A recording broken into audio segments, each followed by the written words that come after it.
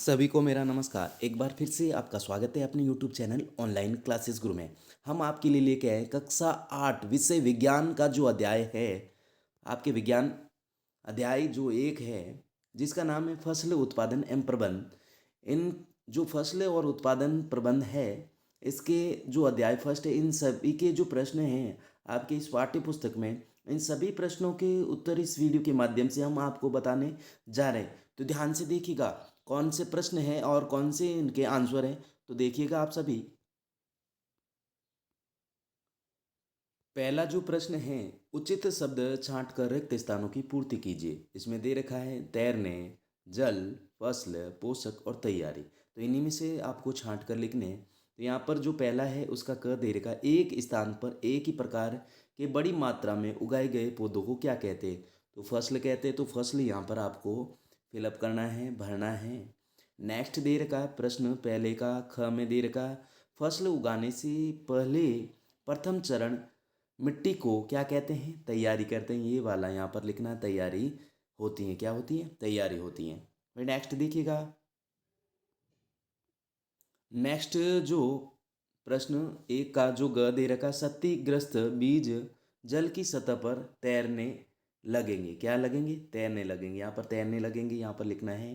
फिर प्रश्न ग का दे रखा, फसल उगाने के लिए पर्याप्त सूर्य का प्रकाश एवं मिट्टी से जल क्या होता है? जल तथा पोषक आवश्यक हैं।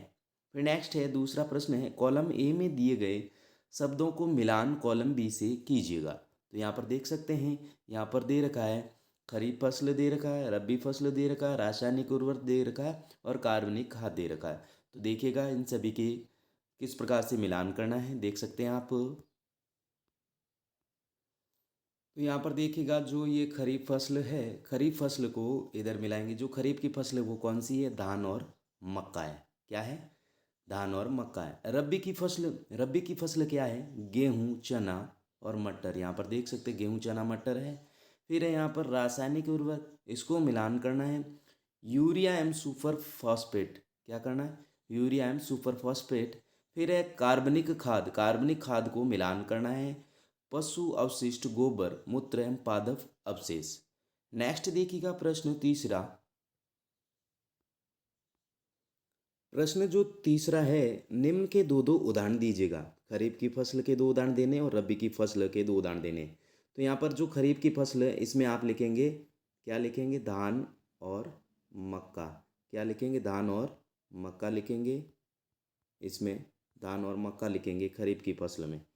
फिर नेक्स्ट देखिएगा, आप रबी की फसल में लिखेंगे गेहूं और चना। क्या लिखेंगे? गेहूं और चना। इसमें आपको गेहूं और चना लिखना है। नेक्स्ट देखिएगा।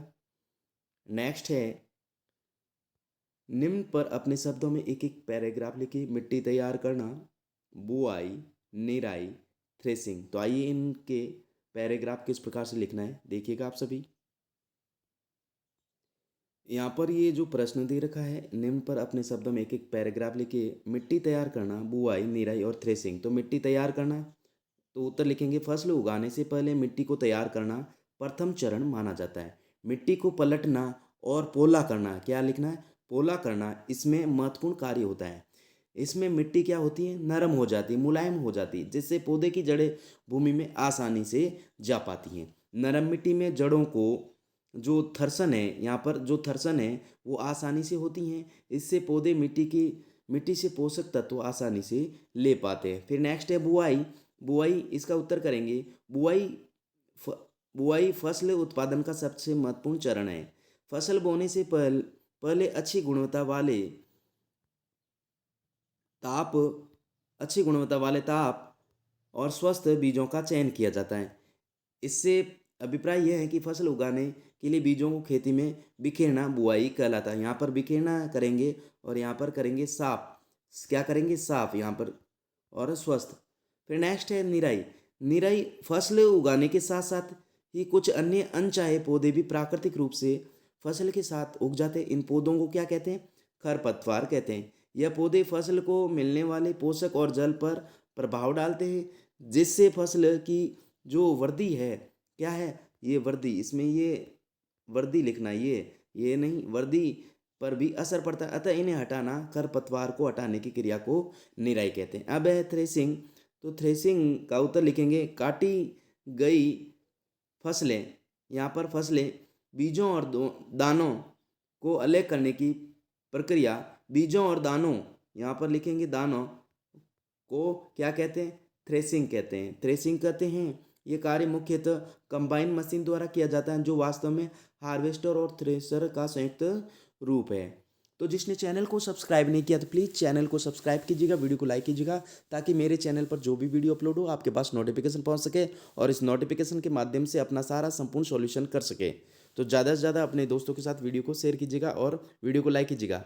नेक्स्ट प्रश्न है आपके, स्पष्ट कीजिए कि उर्वरक खाद से किस प्रकार भिन्न है। उर्वरक एवं खाद में अंतर, ये उर्वरक है और ये खाद है। उर्वरक क्या है, एक मानव निर्मित लवण है, और खाद क्या है, खाद एक प्राकृतिक पदार्थ है जिसका निर्माण गोबर एवं पौधों के अवशेषों के विघटन से प्राप्त होता है। फिर इसमें लिखेंगे उर्वरक, इसका उत्पादन फैक्ट्री में किया जाता है, किसमें किया जाता है, फैक्ट्री में, और खाद का निर्माण, इसका निर्माण खेतों में किया जाता है। फिर लिखेंगे उर्वरक में फसलों के लिए आवश्यक जो पोषक खाद है वो क्या है, नाइट्रोजन है। और फिर इसमें लिखेंगे पोषक की मात्रा उर्वरक से कुछ कम होती है। फिर नेक्स्ट प्रश्न है, सिंचाई किसे कहते हैं, और जल संरक्षित करने वाली सिंचाई की दो विधियों, क्या करेंगे, विधियों का वर्णन कीजिए। तो निश्चित अंतराल पर खेत में फसलों को पानी देना ही सिंचाई कहलाता है। जल संरक्षित करने वाली सिंचाई की दो विधियां निम्न प्रकार हैं, जिसके तो यहाँ पर देख सकते हैं कौन कौन सी विधियां हैं। छिड़काव तंत्र, इसमें करेंगे, पहला करेंगे छिड़काव तंत्र। इस विधि का उपयोग समतल भूमि के लिए किया जाता है जहाँ पर जल मात्रा में उपलब्ध हैं। ऊपरी सिरों पर घूमने वाले नोज लगे होते हैं। यह पाइप निश्चित दूरी पर मुख्य पाइप से जुड़े होते हैं। जब पंप की सहायता से जल मुख्य पाइप में भेजा जाता है तो वह घूमते हुए नोजल से बाहर निकलता है। इसका छिड़काव पौधों पर इस प्रकार होता है जैसे वर्षा हो रही हो। फिर है ड्रिप तंत्र।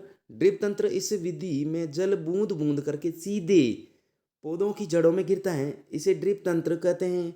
फलदार पौधों, बगीचों एवं वृक्षों को पानी देने को यह सर्वोत्तम तरीका है। इसमें पौधे बूंद बूंद करके जल प्राप्त होता है। इस विधि में जल बिल्कुल व्यर्थ नहीं होता है, अतः यह जल की कमी वाले क्षेत्रों के लिए एक क्या है, वरदान है। फिर नेक्स्ट है प्रश्न 7वां है, यदि गेहूं को खरीफ की ऋतु में उगाया जाए तो क्या होगा, चर्चा कीजिए। अगर हम गेहूं को, हम जानते हैं गेहूं की एक क्या है, गेहूं एक रबी की फसल है, इसे शीत ऋतु में बोया जाता है। इस जल की आवश्यकता खरीफ की फसलों के मुकाबले कम होती हैं। खरीफ फसलें वर्षा ऋतु में होती हैं, यहाँ खरीफ लिखना है, फसलें वर्षा ऋतु में होती हैं। यदि गेहूं को इस ऋतु में बोया जाए तो अधिक जल मिलने के कारण गेहूं नष्ट हो जाएंगे, फसलें नष्ट हो जाएगी, अर्थात बारिश के पानी की अधिकता के कारण फसल का उत्पादन प्रभावित होता है। फिर नेक्स्ट प्रश्न है 8वां, गेहूं खेत में लगातार फसल उगाने से मिट्टी पर क्या प्रभाव पड़ता है, व्याख्या कीजिए।